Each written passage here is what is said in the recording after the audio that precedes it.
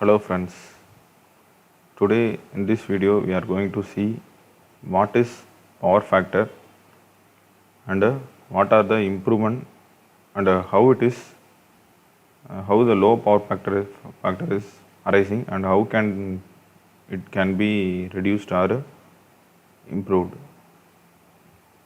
Here in this video I am going to explain you how what is the power factor definition, that is simple definition of power factor. Power factor improvement. The objective of this session is how the power factor can be improved. Let us see what is power factor. That is, in general, it is defined as cosine of angle difference between voltage and current. That is, it is actually defined as the ratio between true power and apparent power. That is, true power is the real power or the useful power, and apparent power is a summation of these two powers, true power and reactive power. That is, in simple, what we can say is power factor is nothing but a it is similar to electrical quantities like voltage, current, power. Likewise, it is a power factor. It is commonly available, and it is or it can be otherwise defined as it is a unitless number available in AC circuit. That is AC. That is in home. What we are getting is AC from transformer. That is AC. It is available in AC circuit. that is it. It is almost how we can quantify this one is if the power factor is unity, that is power factor is equal to 1, it will be considered as good power factor. If it is less than 0.95, then it will be considered as poor power factor. That is, low power factor will cause us a bad effect in the system. Generally, the power factor is caused by the load. That is, the load what we are using is the major reason for low power factor or high power factor. That is unity power factor. That is, in resistive load, the current and the voltages are in phase. Similarly, the current and voltage relations will vary in inductive and capacitive load. Here in this schematic, you will see the voltage. This is a voltage line. These two are current, that is I1 and I2. In I2, here I1 has low power factor, while I2 has high power factor. This is a power triangle. As I already told, power triangle. This is a power angle, phi. And this is the apparent power, reactive power, true power. That is, the opposite side is called reactive power, the adjacent side is called true power. The hypotenuse is called apparent power. That is denoted by S, and its unit is kVA or VA. While true power, it is denoted by P, which is equal to VA cos phi, cosine angle of phi, and it is denoted by kilowatt. The reactive power, it is denoted by Q, and it is expressed as VI sine of angle phi, and it is denoted by the unit VAR or kVAR, that is volt ampere reactive. Before knowing about the power factor, let us see what are the depth meaning of these powers. That is, how the power can be differentiated. That is active power. Active power is the real power or the true power which is actually consumed or utilized in a AC circuit. That is, it is measured in kilowatt. This we have already seen. It is expressed as VI cos phi, and reactive power. And next one is reactive power, which flows back and forth that means it moves in both direction in the circuit or reacts upon itself, and it is called reactive power. Generally, active powers are called useful power. That is, the power what we are using is to do a work, that is useful work. Then it is called active power or useful power. Reactive power or useless power, but it is the power available. We are using both the real and reactive power, but we are using only the active power for work. It is like a error, that is error power is a reactive power. The next one is apparent power, that is root mean square value of voltage and current, then it is called apparent power.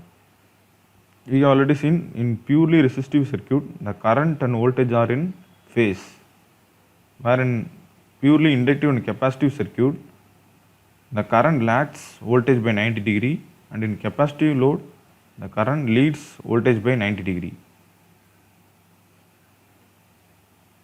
This is a simple example, that is, let us consider a cool drink, that is cool drink with foam, that is cool drink with gas. If we pour it into the glass, then it will contains drinks as well as some amount of foam. The foam is a useless quantity, right? That is, it will be considered as perfect example for reactive power. The drinks is a useful quantity, that is a real power, but we are using both the power, that is apparent power is a summation of these two power. We are using both the things for our utilities. This is a perfect example. And why the low power factor is, and how it can be erased, and from what sources it is arising. That is, the first one is inductive load, the next one is building transformer. These are our inductive loads. Next is rewound induction motor, it is also inductive load. Single phase motor, it is a capacitive load. Tube light and like incandescent lamps, electric heaters are called resistive loads. Oversizing of motors, connecting excess amount of capacitors and capacitors, faulty capacitors are called capacitive loads. These are the main reasons for or main cause of low power factor. The next one is problems of low power factor. That is, what are the problems we are facing in a low power factor based on the some quantities. That is, excess voltage drop will be caused in the appliances or the instruments, which will damage the instrument or which will lead to some more power losses, and overheating of terminal contacts. This is also leads to instrument damage or equipment damage. Third one is more losses in distribution line. That is, more power losses will lead to more amount of energy usage, and which will causes more amount for bill. That is, electricity bill will goes up. That is, the next one is more copper loss in transformer. These above factor will lead to penalty by state electricity board, and the last one is under utilization of equipment, that is cables, transformer and circuit breaker.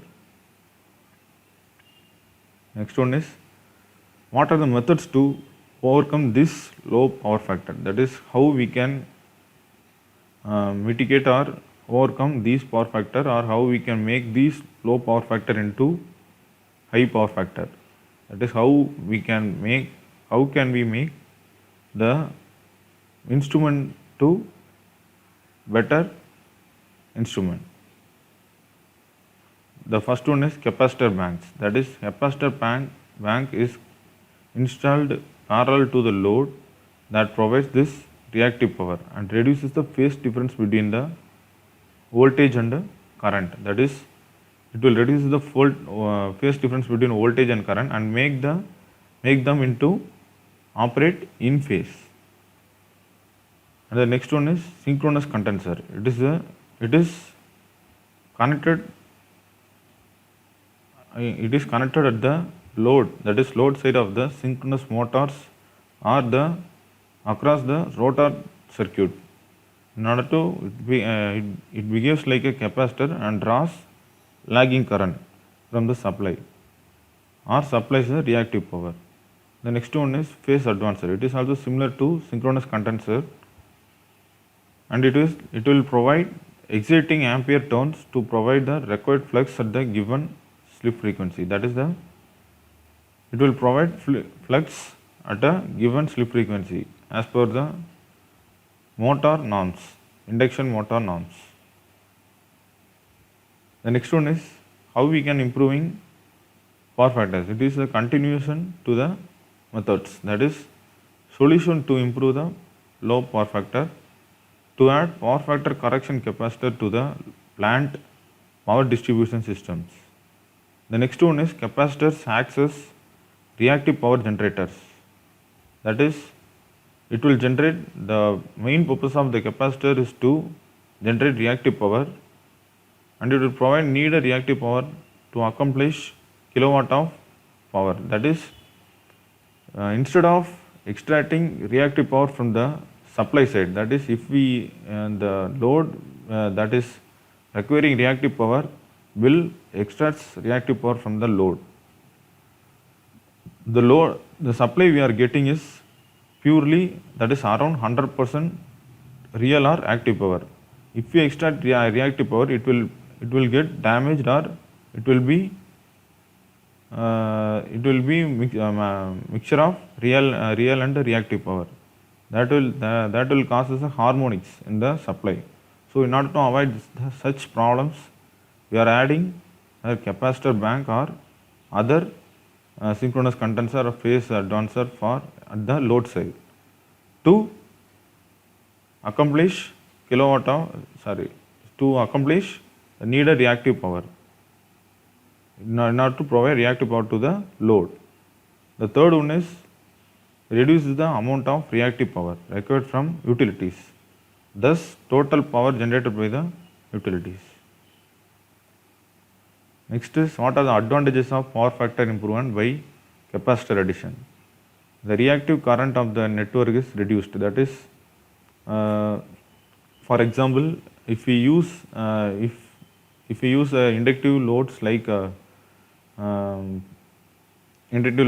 AC or other induction motors, such as we are there, the load requires lagging current from the supply, that is, it requires reactive power to operate the load, such load. At that time we can apply or give capacitor, that is, we can connect a capacitor across the particular inductive load to supply reactive power and to make the lagging current into unity, that is in phase current, by supplying leading current, because the capacitor will supply leading current, the inductor will requires lagging current, the lagging leading will cause a in phase current. The next one is I squared R losses. This is I squared R power losses are reduced in the system, thus the reduction, this, if the I squared loss is reduced, then the reduction in current will also become low.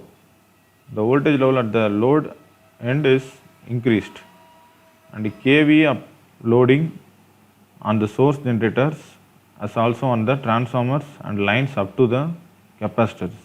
This will reducing the capacity relief, and a high power factor can help in utilizing the full capacity of your electrical system. That is, if the power factor is unity or high, then your supply won't get affected by any of the load you are connecting. Based on the load only, the supply won't get affected. If the supply gets affected, other equipments that you are connected to the supply is also gets affected or damaged. The next is cost benefits of power factor improvement. That is, reduced kVA charges in utility bill. The next one is reduced distribution losses within the plant network. And the third one is better voltage at motor terminals and improved performance of motors. The fourth one is a high power factor eliminates penalty charges imposed when operating with a low power factor. And the last one is investment on system facilities such as transformers, cables, switch gears, etc. will be reduced. That is, the low power factor will causes more power losses. That will leads to high thickness of that will require high thickness of cables to transfer power, and the damages transformers, switch gears. Such things can be reduced with the help of improving the power factor. The next is power factor calculation. In power factor calculation, we measure the source voltage and current drawn using the voltmeter and the ammeter respectively. The wattmeter is used to get the active power, that is P is equal to VI cos phi, which is expressed as watt. From this, cos phi can be rewritten as P divided by VI, that is wattmeter reading divided by voltmeter reading into ammeter reading. Hence we can get the electrical power factor. Now we can calculate the reactive power. Q is equal to VI sin phi, which is expressed in terms of VAR, volt ampere reactive. It can be now supplied from the capacitor installed in parallel with the load in local. The capacitor of that is the reactive power of a capacitor can be calculated using the following formula, that is Q is equal to V square divided by Xc, that is a reactive value of the capacitance, which can be rewritten as to find the capacitance. C is equal to Q divided by, that is the reactive power divided by 2 pi into supply frequency into the supply voltage the squared. This is about the power factor calculation. In this video we have seen the power factor, that is what is power factor and how it can be erased, the low power factor is erased, and how it can be minimized, that is the low power factor effect can be, how it can be overcome, and what are the methods to overcome this, and what are the things to connected to overcome such low power factor actions. Thank you, and subscribe to the channel.